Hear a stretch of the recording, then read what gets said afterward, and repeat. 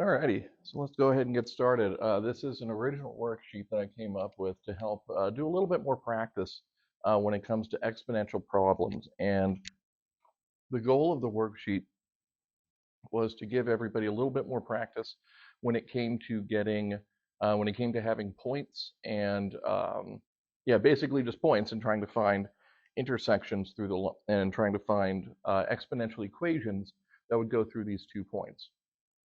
And the idea is that if you have 2 points, if you have a y-intercept and a point, or a y-intercept and a growth rate, you should be able to come up with an exponential equation that will represent, well, what the information is. So let's go ahead and get started. For each problem on a separate piece of paper, yeah, I'm going to be working on this piece of paper because this is the answer key I'm going to make up. Remember, we're doing the form f of x equals a times b of x times b raised to the power of x. So that's what this little up caret means. I use this little up caret specifically instead of the superscript because this is what it looks like on the calculator. This is the button that it looks like on the calculator. That way, reading it from left to right, you can just plug it into your calculator and have it do all of the heavy lifting. Which reminds me, if you need a calculator at any point during an assessment or during class, just doing the work, all of the work and all of the worksheets and all of the assignments, even the original ones created by me, have been designed so that they can be done with one of these.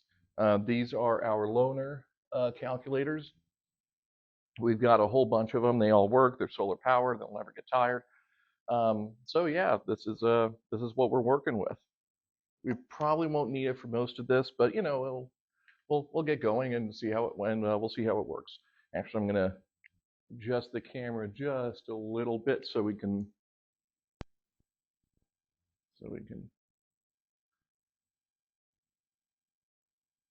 Alrighty, I think that'll work. Sorry about the sudden change, but I think this will work just fine. All right. So it passes through 0, 25, and 5, and then 40.96. So if we know that it passes through 0, 25, the big clue for this is that if we have a 0 in the x-coordinate, that means that, so this is an ordered pair, this is a point on a graph, this is the x-coordinate, this is the y-coordinate.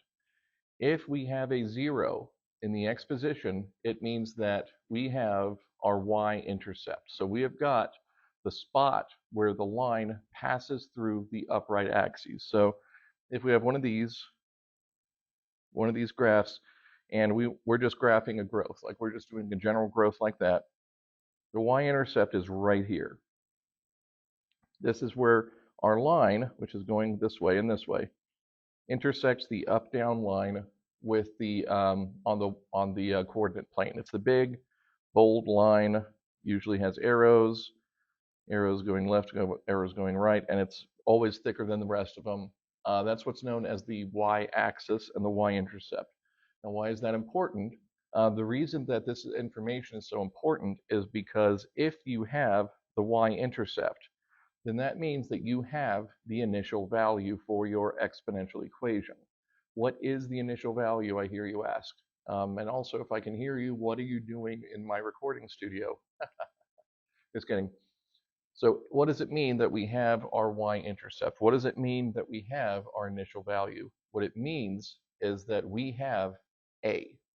We immediately start off knowing A. With all of these exponential problems, we have to solve for two things, or we will only ever solve for two things. The first one is going to be A. The second one is going to be B. Those are going to be the only two things that with these exponential problems we are ever, ever, ever going to solve for. Maybe later on we'll have to evaluate the function where x is a weird number. That's perfectly fine. That's perfectly acceptable. I'm sure that sort of thing is going to happen. But when it comes to coming up with the equation, writing the equation, using this information in order to write the equation in this form here, that we only need to find A and we only need to find B. So if A is the initial value, which is what it is, that's literally what it's called, but the initial value is also the y-intercept, then again, we start knowing the y-intercept. Because x is 0, that means that where our line crosses this up-down plane is going to be 25.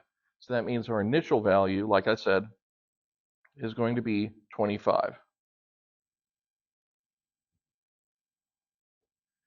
So that's 25 times b to the x power. Well, here's the issue. We've solved for a, but now we need to find b. The problem is that I see two variables, and I need to get, actually I see three variables, and I need to get rid of some of them in order to solve for it. If I know that I have to solve for b, then that's going to be the end of the problem. I have to find some way to get rid of f of x, and I have to find some way to get rid of x.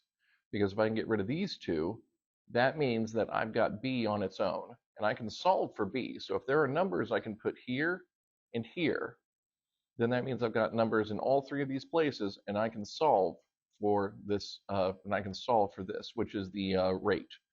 Um, in this case, we actually do have numbers that we can do. We have we have an x variable, we have a y variable, we have an x, not variable, excuse me, we have an x coordinate, we have a y coordinate. We have a value for x that will work with this function, and we have a value for y that will work with this function. If you think back to when we were working with linear equations and we had y equals mx plus b, and I mentioned that at any given time, we're only ever going to be solving for m, and we're only ever going to be solving for b. That's pretty much the same situation here. We're only ever going to be solving for m and b, except this case it's in this case it's a and b, which is our initial value and our rate. But the way that we solved it for this was we were always given points, x and y, that we could plug in, and then we would somehow solve for m. But we were always given points where we could plug these in and then solve for one of the variables. That's the same situation as we have here, it's just a different type of equation. So now we've got x equals 5, so we've got x equals 5 and y equals 40.96. I know I just said y, but f of x is basically, for what we're working with, f of x and y are going to be kind of synonymous. I know math purists out there are chomping at the bit, but math purists aren't watching my videos, so we'll just move on from there. F of x in this case is going to be the same as y. So we can take this y value, we can put it in to f of x, and we can take this x value and we can put it in here. So let's see what that looks like.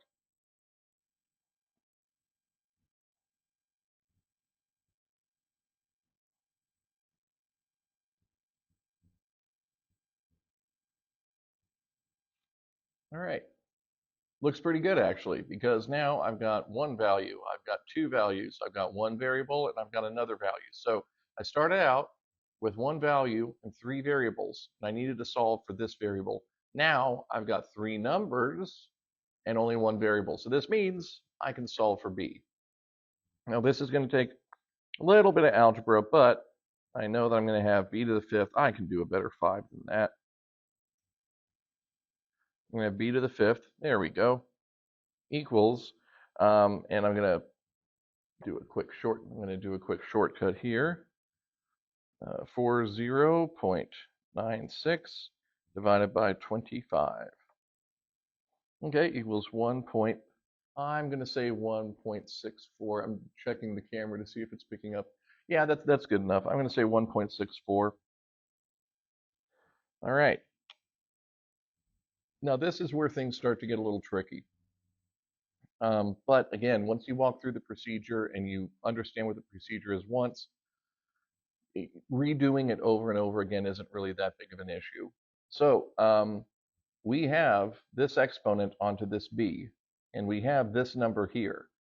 The thing is that in order to plug in b here, we have to know what b is to the first power. So we're trying to get it to the first power.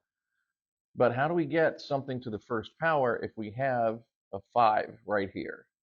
Well, this is where I said a little bit of tricky algebra is going to come in, because what we're going to do is we're going to do like I, problems like this always used to irritate me when I was learning math, because until you know that you're allowed to do something, it never occurs to you that this is a solution that you can follow. It never occurs to you like, oh, I should try this, or maybe I should try that. You have to see it at least once in order for it to sink into your head and think, okay, this is an option now. This is something I can do now when it comes to solving problems. So in this case, the issue is I have to get b to the fifth power, and I have to get it down to the first power. The only way that we can do this is if we somehow multiply 5 by 1 over 5. That is the only way that we are going to get 5 down to 1. And so the question is, are there any exponential rules that we know where I can hypothetically multiply 5 by 1 over 5 using exponents, just using exponents? And the good news is there is. If we go back to our rules of exponents, if you have x to the a, and that in itself is raised to the b power, what that equals, and I'm going to go to the left because I'm running out of space here, that equals x to the a times b. So we're used to seeing things like x to the 3 raised to the fifth power, and then we end up with x to the 15th. That's kind of what we're used to seeing it with. But you can also do some pretty tricky things with it. Like, I'm going to take this and I'm going to raise it to the 1/5 power. So b to the fifth to the 1 over 5 power. That's a 5. I know it's kind of small, but it's exponents, and they're all small anyway. So what this means is when I follow through using this rule up here, x to the a times b, x to the a raised to the b is the same as x to the a times b. Then what that means is b to the fifth raised to the 1 over 5 power is the same as b to the 5 over 1 over 5. So what this means is b now has a power of 1. So now, whatever the number is that I solve for, that is going to be my b. That is going to be the value that I put directly into the parentheses. Here's the problem. If I'm going to raise this side to 1 over 5, that means I've got to raise this to 1 over 5 also.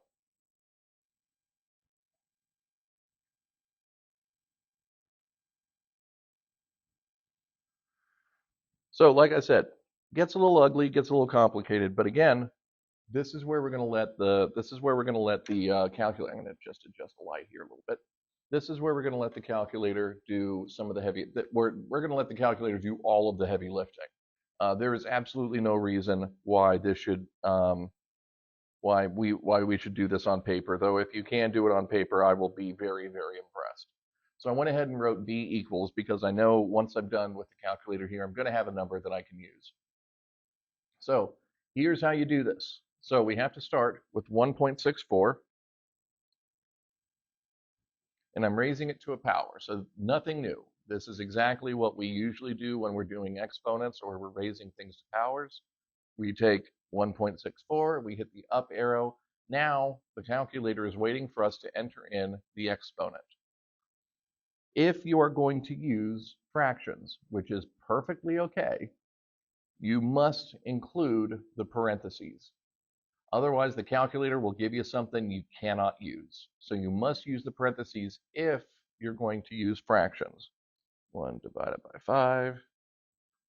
So there we go. I've got 1.64 raised to the 1 over 5 power, which gives me I'll say 1.10.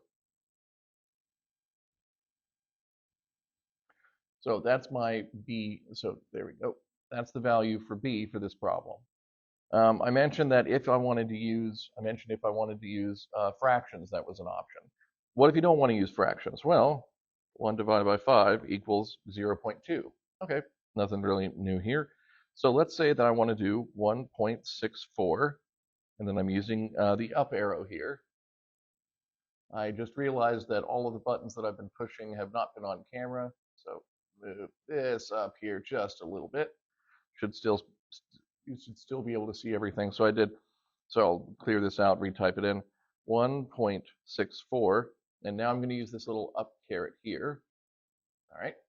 Now again, it's waiting for my exponent. It's waiting for what I'm raising the power to. If I'm just going to use the decimal, I just hit 0.2 like that. And I should get something like 1.10. Yeah, there we go. Exact same number. So whether you want to use a fractional exponent, if you use the fractional exponent, you must include the parentheses.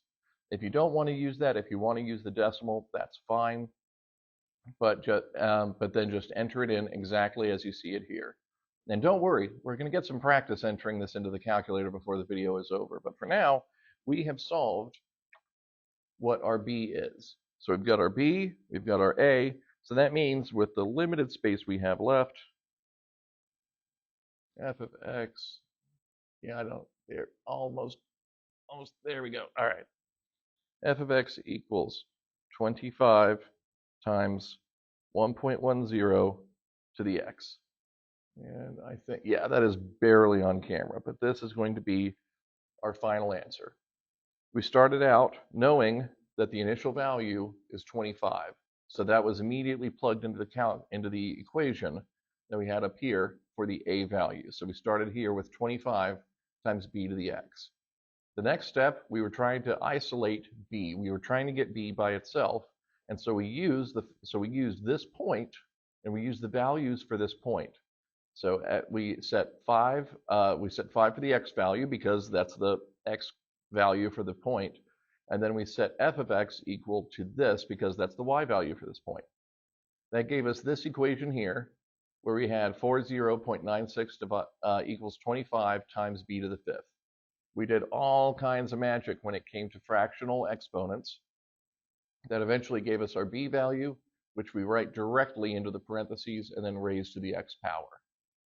So that is, now we're not going to take that long to do every single one of these problems.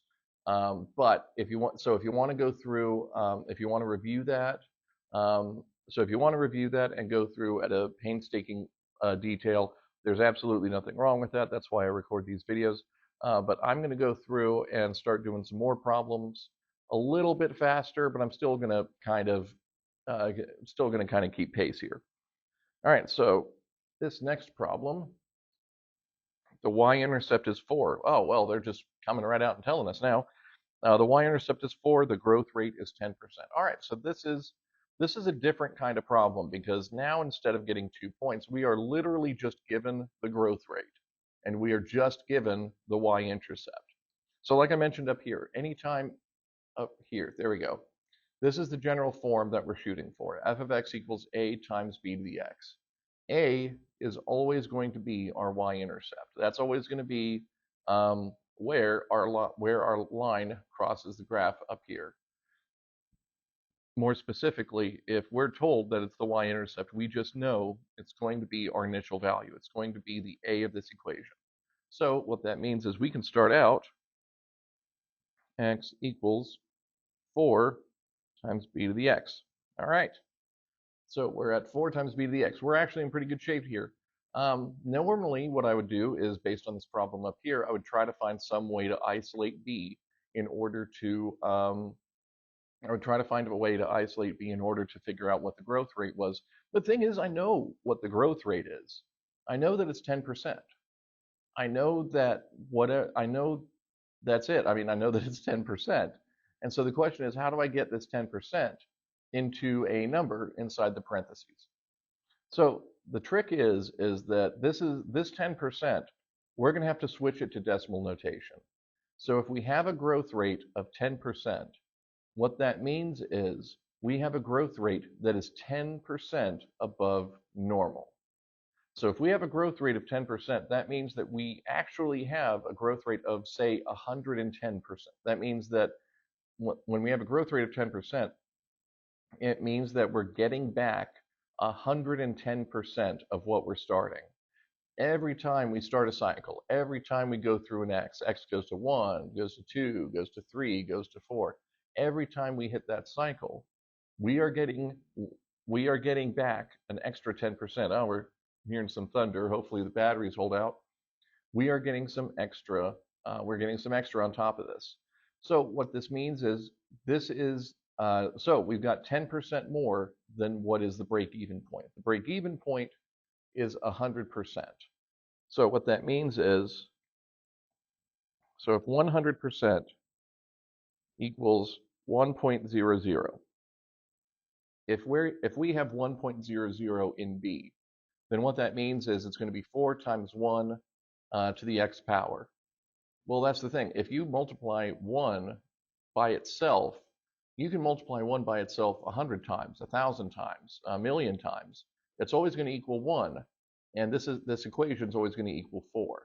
So what makes it a growth rate? What makes it so that the number is progressively getting bigger and bigger and bigger?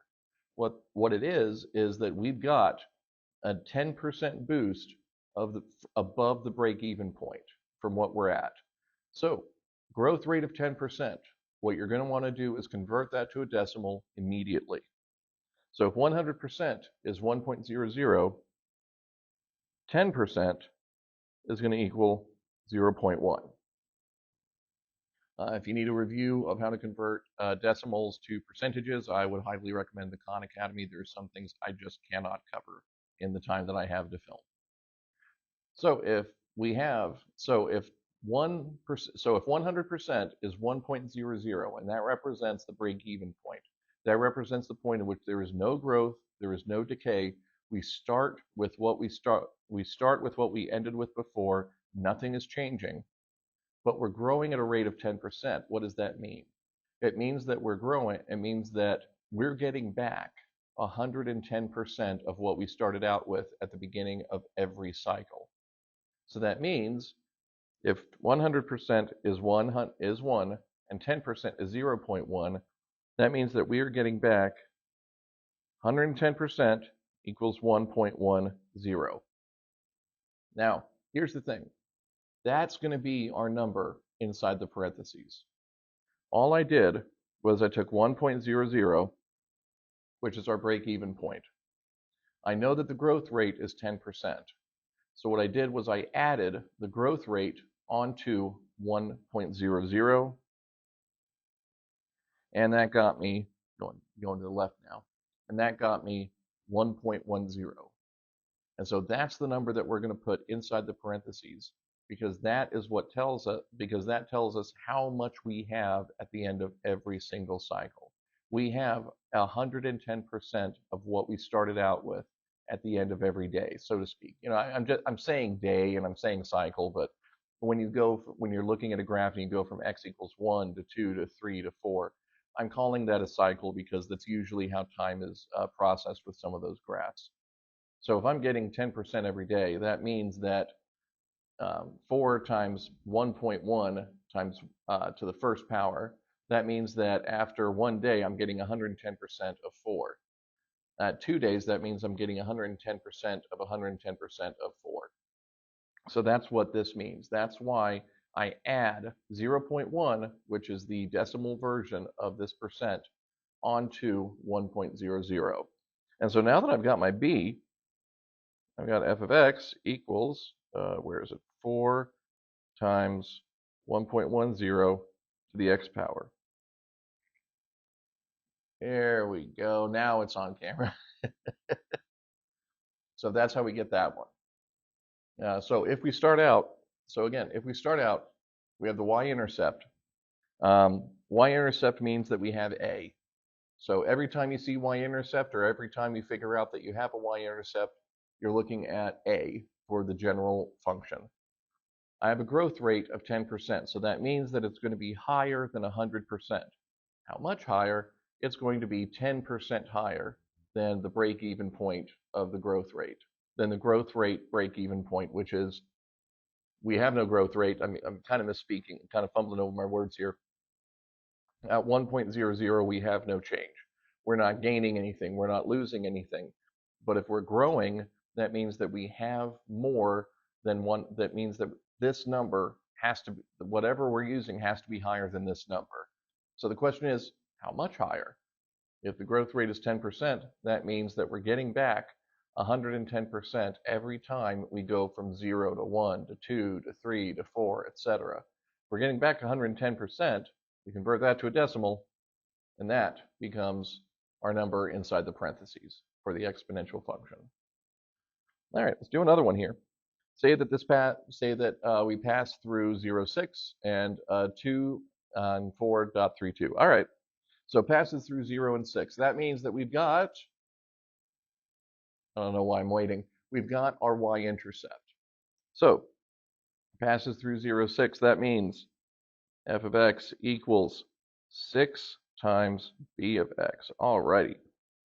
So we have the y-intercept. That means that we can plug it directly in for the a part of our equation. Remember, we're solving for a and b. We've already found a, so we can move forward.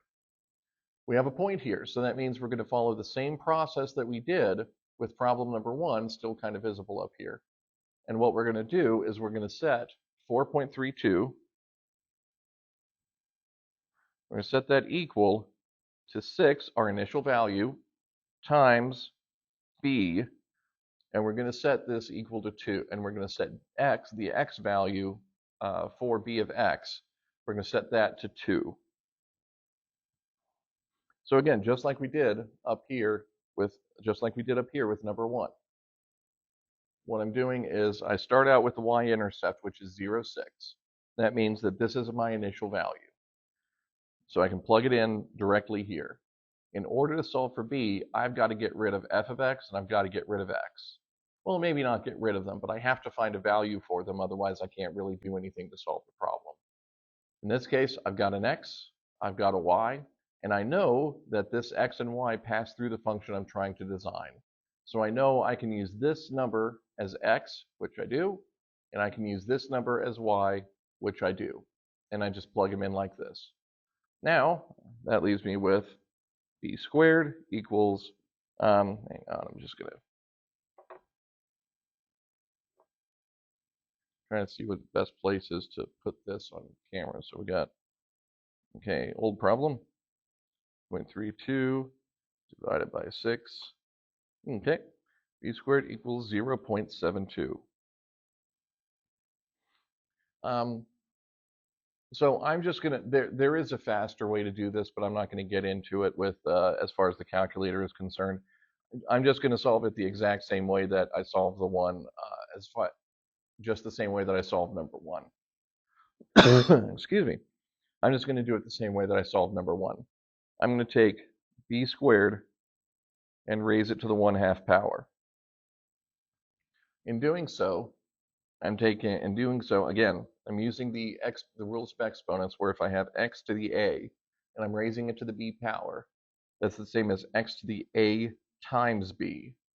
And so that's all I'm doing here. I need to get this b to b to the 1st power. Easiest way to do that is to raise this whole thing to the 1/2 power. So now I have b squared, and you take the inside exponent, multiply it by the outside exponent. That leaves me with b to the 1st power, which is where I want it. But that also means whatever I do to this side of the equation, I have to do to this side of the equation too. So that means 0.72 to the 1/2 power. So again, this is an opportunity to show you how to enter in fractional exponents. So I'm going to do this. So 0.72, which is what we've got. I'm going to raise it, and I can either put in 0.5. If I put in 0.5, I can put it in directly, hit enter, everything's fine. But if you want to use the fraction, again, you use the parentheses, then 1 divided by 2, close parentheses. You have to have the parentheses if you're going to use the fraction. And what that gives me is I'll say 0.85. Well, now that I have 0.85, that is the value that I'm going to put directly into my parentheses. So what that means is f of x equals 6 times 0.85 to the x power. And there we go. Next question is just like next question is like the last one that we had, number 2, where we're starting out with the y-intercept again. So we've got f of x equals 15 times b to the x. We don't have a point, so we can't use the trick up here with our fractional exponents. But the good news is we've got a rate. The issue is that it's a decay rate. With growth rate, I took 1.00 and I added the rate up here in order to get my number in the parentheses. Well, if it's decay, why don't I just subtract? I mean, if for growth, I'm adding 0.1 to 1. What if for decay I just subtract it? What if for decay I just go 1.00 minus 0.4? 1.00 is the decimal form of 100%. 0.4 is the decimal form of 40%. Well, that just leaves me with 0.6. Well, if our decay rate, well, let's think about this for a second. We have a decay rate of 0.6, so our calculated decay rate is going to be 0.6. That's what we think we're going to put in our parentheses. It's less than 1, so it makes sense that it's a decay rate. So we're in good shape there. The problem is that if it's 0.6, that means that every time we go through a cycle, every time it goes from x equals 1 to x equals 2 to x equals 3, we have 0.6 of what we started with left. And so if we have 60% of what we started with left, that means that we've lost 40% every time the cycle goes through. Well, if we lose 40%, that means that we have a decay rate of 40, which is what we have. So that's how we know that this is the correct answer. So up here, when you have a growth rate of 10%, you're going to take 1.00, there we go. You're going to take 1.00, the decimal form of 100%, and you're going to add the decimal form of your rate. And that's going to give you the number inside the, there we go, the number inside the parentheses, which is what you need to fill out the exponential equation. If you have a decay rate down here, well, you're going to do the same thing, except you're going to subtract the rate instead of adding it. And so that gives us 0.6. Well, after I did the operation up there, I just put this number into the parentheses and I was done. So that's what I'm going to do. X equals 15 times 0.6 to the x. And that is the correct answer. All right, almost halfway there. And we're living on a prayer. Anyway, so we got this next one. I have to find an exponential equation that passes through 3, 5, and 0, 8.1. Well, by now, if you see 0 in the x-coordinate, that means that we've got the y-intercept. If that means that this is the y-intercept, that means also that this is our initial value, which is a. So if we have our y-intercept, we have a. If we have a, we have our initial value. So that means I can do this.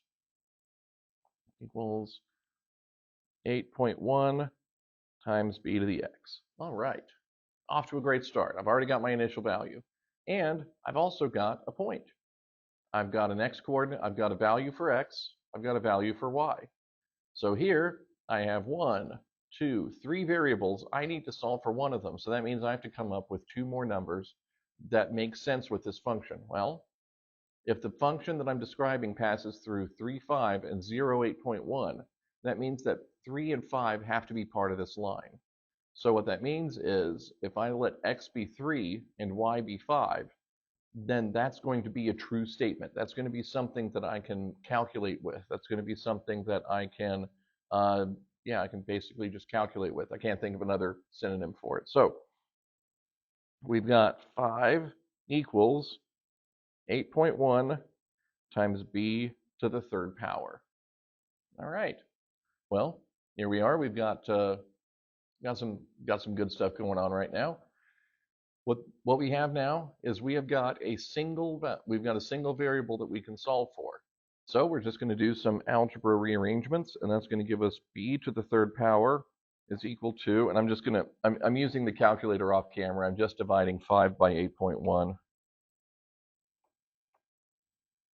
That gives me 0.62. And that can be a better looking 3. There we go. That gives me 0.62. Just like with the problem above us here, which is still kind of on camera.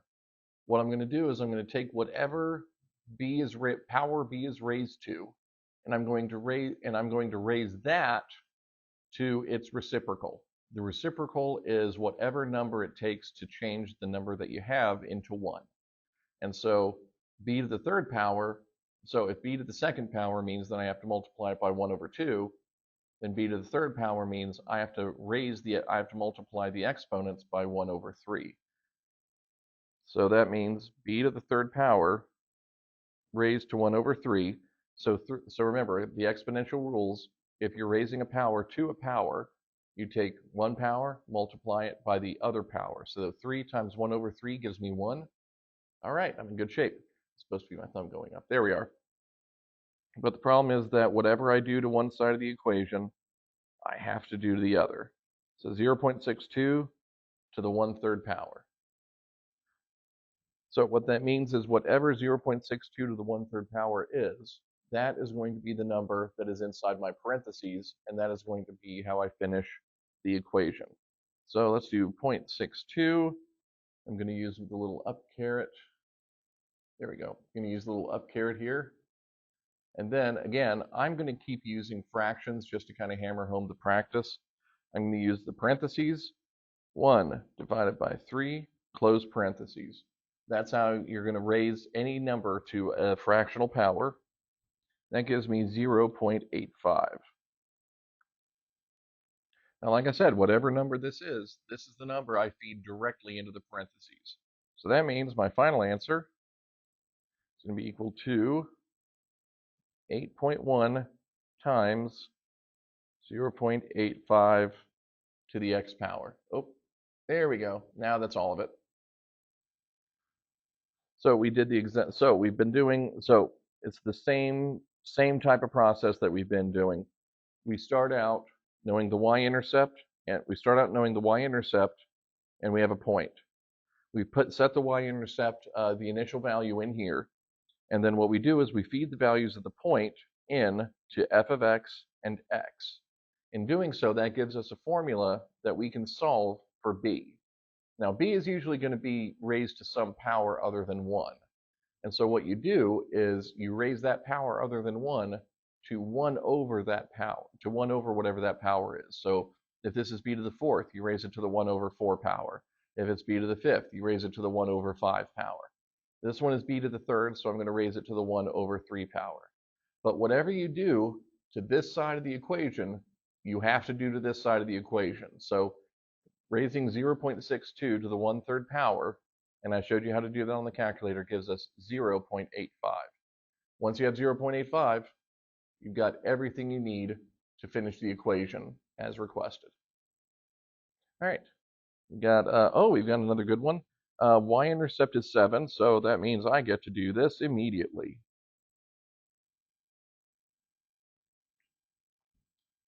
Hopefully you understand why I did that. If not, just rewind. I'm sure I'll go over it in detail if you rewind the video.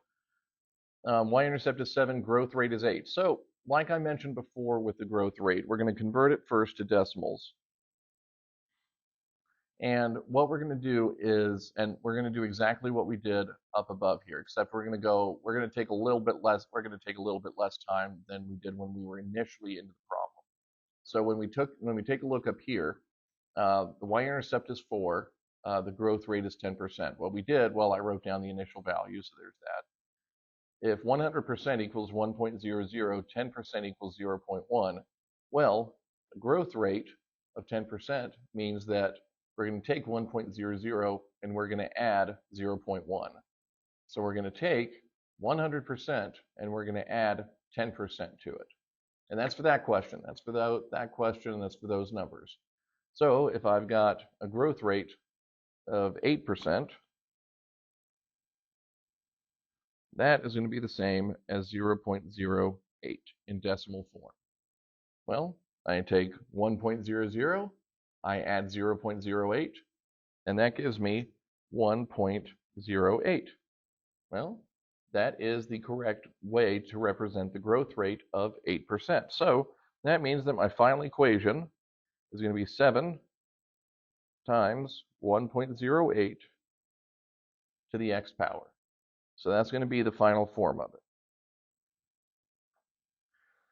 So for our next one, we have another passing through a point, but we have another passing through a couple of points.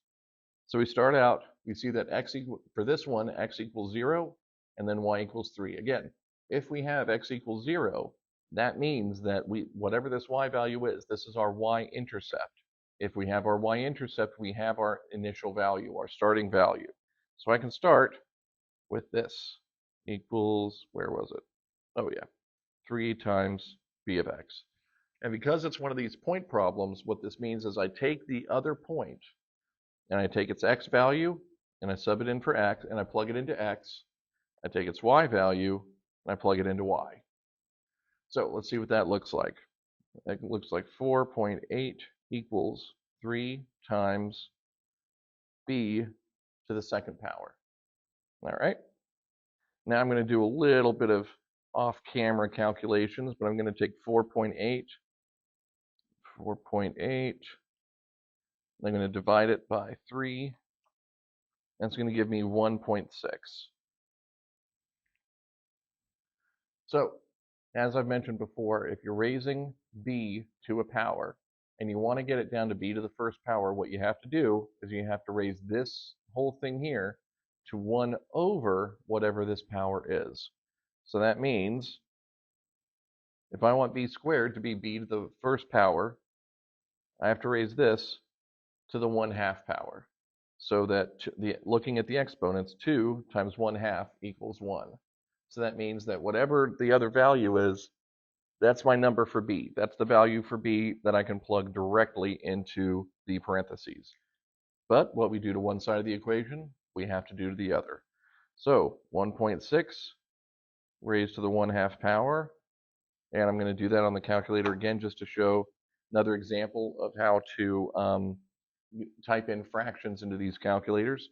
So I've got 1.6, I got my little up caret arrow here, parentheses, and I've got 1 divided by 2.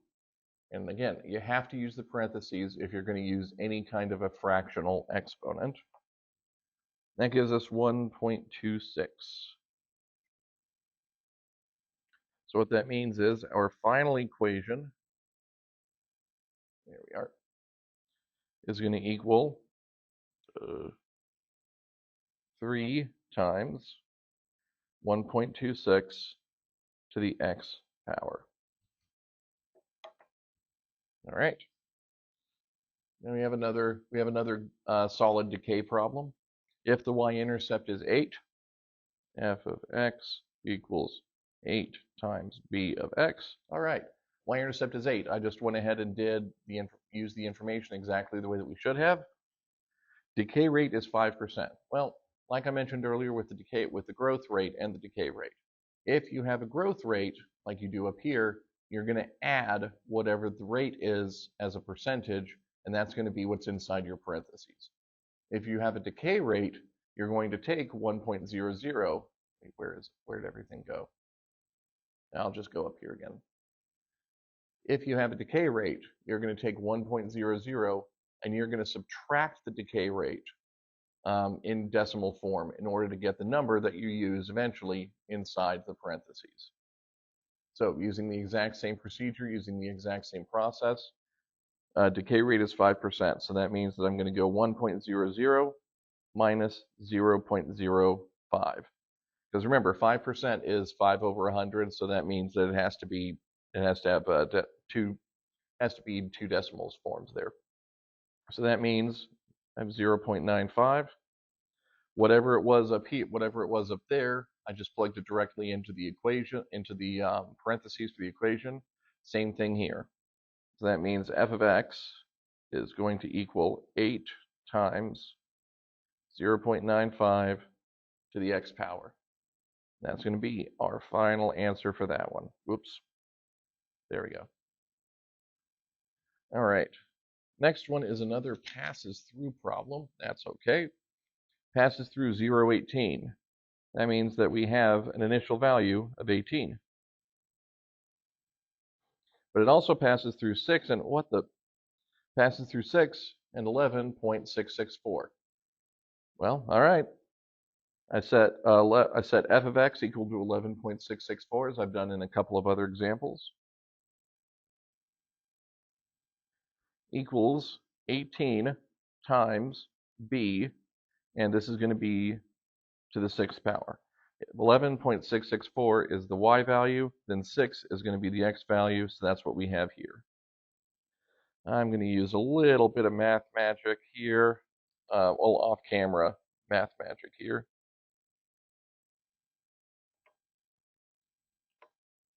It gives me 0.648. And what do we do when we get to these situations? I'm going to take b to the 6th, and I'm going to raise it to the 1/6 power, just as I have been every other time. But if I raise this to 1/6, I've got to raise the other side. So 0.648, I'm going to raise it to the 1/6 power. And I'll say that equals down here. And because I'm dealing with the space issue. So I've got 0.648, and I'm raising that power, and I'm going to use the parentheses 1 divided by 6. That gives me 0.93. So that is our decay rate. That is the number that we put inside the parentheses. So f of x equals 18 times 0. Oops, there we go. 93 to the x power. So that's how we get that answer. Finally, last question. Y-intercept is 12, growth rate is 25. We're ending on a high note. We're ending on a quick note, on a nice, easy one. F of x equals 12 times b to the x. We know this because we know that this number is 12 because this is our initial value. Our initial value is the same thing as the y-intercept. So we know this is 12. We can just plug it right in. If the growth rate is 25, that means that if we have 1.00, we are getting 0.25 more than what we started out with. And so I converted this into decimals, and I'm adding it to 1.00. That gives me 1.25. Well, if I know what b is and I know what a is, that means I can write this function, f of x equals 12 times 1.25 raised to the x power, and that's how you do it. So this has been the exponential, there we go, all the way down here. This has been the exponential function point problem sheet. You can use this video and these answers to check your own work. This worksheet is available on Canvas right now. So yeah, go ahead and check your work. Make sure that you're using the same process and you're using the correct process each time. And I'll see you all next time.